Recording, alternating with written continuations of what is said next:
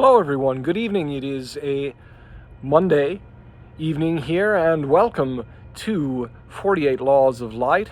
I'm David Getson here in Living Process LLC's daily takedown of Robert Greene's 48 Laws of Power. So today we have nice number 12, Law 12. What does it say? Law 12, use selective honesty and generosity to disarm your victim. Use honesty and generosity to disarm and distract others from your schemes. Even the most suspicious people respond to acts of kindness, leaving them vulnerable to manipulation. In some way, the gloves are coming off here that, as I said in the last video, if you're in for a penny, you're in for a pound. With all of this, it really is a certain kind of moral and ethical Rubicon to be crossed or not if you think you want to have honesty be selective.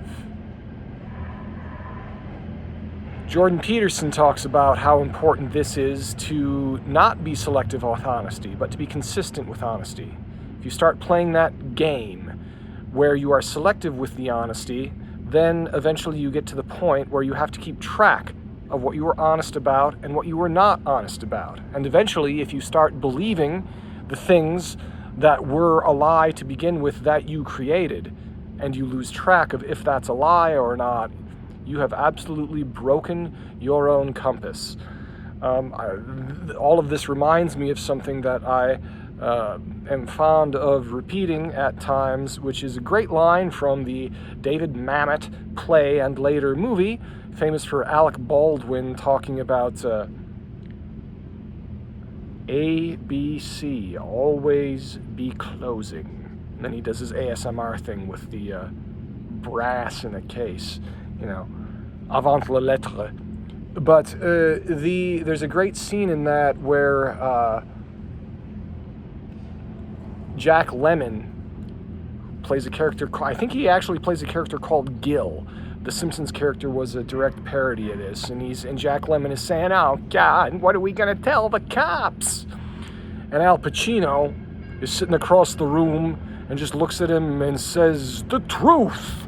It's always the easiest thing to remember." Which is very, very important. The truth is always the easiest thing to remember, as opposed to use selective honesty and generosity. Consistent honesty, consistent generosity, placed where it should be. So honesty, the goal of honesty here is instrumentalized honesty, perverted honesty. You use honesty as an instrument to distract people from your own plans, which this uses the negative phrase schemes. Even the most suspicious people respond to acts of kindness. All right, so this is part of hot colding. This is advice on how to use the sociopath's or the narcissist's dark triad strategy of hot colding somebody. This is the hot part of it. I bet we're going to get I would be very surprised if we don't get advice on how to cold somebody later on. You start with a hot and then you cold them. It's not how I want to live my life, but like I said, consistent honesty and generosity where it is appropriate. So tomorrow we have Law 13. When asking for help, appeal to people's self-interest.